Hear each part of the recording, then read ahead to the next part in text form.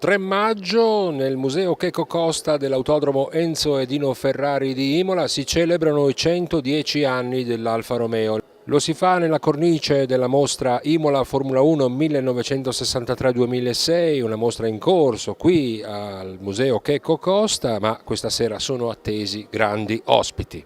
E per celebrare al meglio questo importante anniversario, questa sera qui al Museo Checco Costa viene presentato il libro di Daniele Buzzonetti, 1907-2017, Alfa Romeo, automobili per passione da 110 anni. Sì, direi che l'Alfa è veramente un marchio che è per appassionati, per utenti normali, ma che comunque sentono qualcosa di più, perché l'Alfa trasmette qualche cosa di più. Io ho sentito quasi, non dico il dovere morale perché sarei esagerato, comunque il dovere di riscrivere la storia dell'Alfa, perché lo meritava. Era caduto un po' nel dimenticatoio in Italia, mentre invece meritava che fosse richiamata totalmente per far capire soprattutto ai giovani che cosa ha rappresentato e cosa potrà rappresentare. L'importanza di Alfa Romeo nel motorsport? Ma è enorme, l'Alfa è nata, addirittura è nata con una macchina da corsa. Il primo modello del 1910-12 ha partecipato, appena fatto, a una specie di rally dell'epoca a Modena ed è arrivata prima ex aequo. Qui poi ha continuato naturalmente negli anni 20 con dei mezzi migliorati, poi ha costruito, l'Alfa, non dimentichiamo, è stata la prima macchina campione del mondo per vetture Grand Prix, che era la Formula 1 degli anni 20, questo del 1925.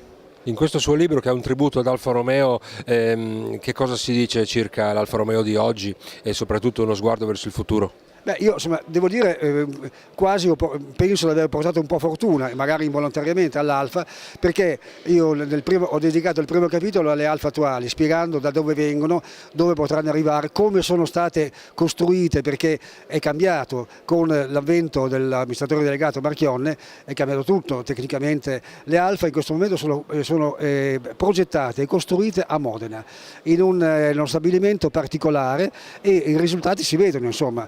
La Giulia è una macchina decisamente competitiva con le migliori marche europee e mondiali.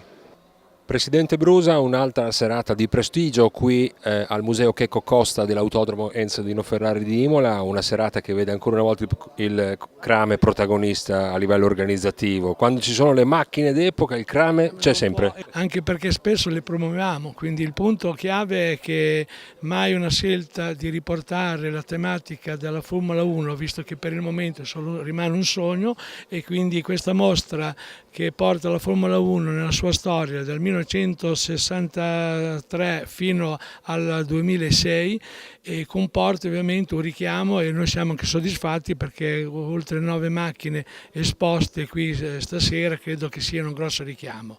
Sarà una serata favolosa perché è divisa in 2 tematiche. Il primo, la presentazione dei 110 anni dell'Alfa Romeo, del giornalista che ha fatto questo bellissimo volume sulla storia dei 110 anni, il giornalista Buzzonetti, e insieme a lui c'è anche l'editore, e quindi metteranno a disposizione a un prezzo scontato questo famoso libro che non è altro che la storia dell'Alfa Romeo.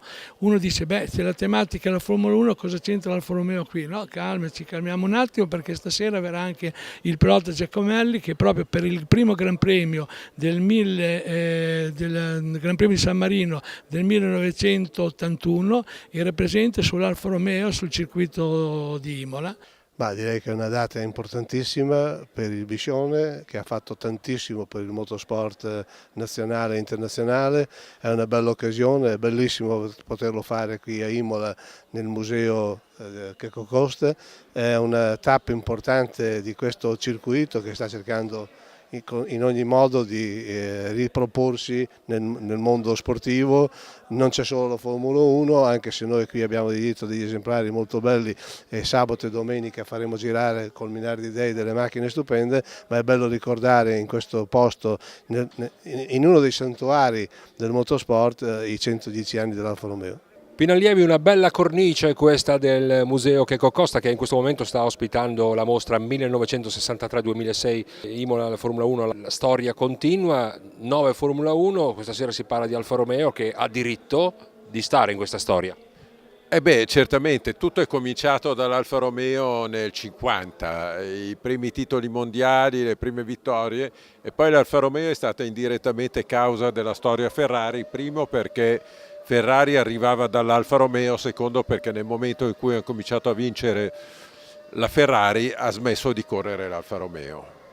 Ecco, tra l'altro alcuni nomi dei più prestigiosi piloti di Formula 1 andavano proprio sul marchio del Biscione a fare le gare, ricordiamo Ascari, Farina, Fangio, insomma tanti altri. Certo, la storia dell'Alfa è un po' la storia degli albori della Formula 1, ma soprattutto l'Alfa ha riempito mezzo secolo, fino alla metà del secolo l'Italia che correva era Alfa Romeo, a volte con il proprio marchio, a volte con il marchio della scuderia Ferrari, però tutti i grandi piloti hanno guidato le Alfa fino a quel momento lì. Più importante l'Alfa Romeo come macchina di Formula 1 o come Alfa Romeo come motorista? Sono importanti entrambe le cose perché come Formula 1 ha contraddistinto i primi titoli mondiali, l'epopea degli anni 50, la fantasia legata a quelle macchine rosse che dominavano, a Fangio, Farina, V1000, ancora prima Nuvolari, l'Alfa è stata l'Italia. Le macchine sono sempre state macchine a perdere, nel senso che costavano troppo. Quelle che ci vendevano costavano molto di più all'Alfa Romeo che non alla tasca di chi le acquistava. Sono state macchine grandiose fino a un certo punto, poi macchine da dimenticare fino a un altro punto, adesso pare che sia rinata l'Alfa. Dal punto di vista sportivo secondo lei può rinascere? Dal punto di vista sportivo non c'è più l'Alfa Romeo, quindi è diventata uno dei marchi della galassia Fiat Chrysler, quindi se dovesse rinascere non sarebbe più la stessa cosa. Presente a questa serata anche Bruno Giacomelli, pilota Alfa 1979-1982, 4 anni come sono stati? Sono stati anni fantastici, insomma, tantissimi ricordi. Abbiamo raccolto poco in realtà, però ci sono delle spiegazioni tecniche, continui cambiamenti dei regolamenti ci hanno un po' penalizzato, però sono stati anni fantastici, insomma, correre per l'Alfa Romeo all'epoca come alternativa alla Ferrari non era niente male, no? Però non sono poi stati male questi anni, a parte magari il primo così, perché ricordiamo che l'Alfa Romeo tornava alla Formula 1 nel 1979 dopo anni di assenza, già l'anno dopo insomma si sono cominciati a raccogliere punti Giacomelli, poi c'è stato anche un podio. Sì, voglio dire, dovremmo spendere un po' più tempo dei pochi minuti che abbiamo a disposizione per spiegare quello che è successo. Però effettivamente il continuo cambio dei regolamenti ci ha penalizzato notevolmente e soprattutto perché l'Alfa Romeo era rimasta fuori dalle corse di Formula 1 per quasi un trentennio. E dunque è stato molto difficile, ma già alla prima stagione 1980 siamo riusciti ad andare davanti. Purtroppo alla fine di quell'anno cambiarono i regolamenti dalla A alla Z e fummo veramente penalizzati in maniera troppo grande. Lei ricorda anche le sue corse qui a Imola? Certo, assolutamente sì, già dai tempi della mia prima stagione nel 72 con la Tecno Formula Ford o con la Formula Italia, con la Formula 1, i Gran Premi che ho fatto a Imola, il Gran Premio d'Italia soprattutto del 1980 dove partì in seconda fila, purtroppo rimasi coinvolto nell'incidente di Gilles al quinto giro quando lui ebbe lo scoppio della gomma posteriore. Io passai sui suoi detriti e finì il Gran Premio lì e la macchina incominciava ad essere una macchina straordinaria, parlo della fine dell'80 e l'ultima gara a Watkins Glen la stavamo poi per vincere, avevamo un piccolo problema elettrico che ci fermò però ecco, voglio dire, Imola ho corso tantissime volte, è un circuito fantastico. Ultima volta che è salito su una Formula 1? Beh, l'ultima volta in gara, beh, tantissimi anni fa. Perché so che qui non potrà esserci al Minardi Day. Sì, no, esatto. No, in gara l'ultima volta che guidai una Formula 1 fu nell'83 con la Toleman, macchina che poi utilizzò Ayrton al suo debutto, proprio la mia. E poi in altre occasioni ho avuto l'onore di guidare mie vecchie Alfa Romeo dell'epoca, però in manifestazioni non competitive.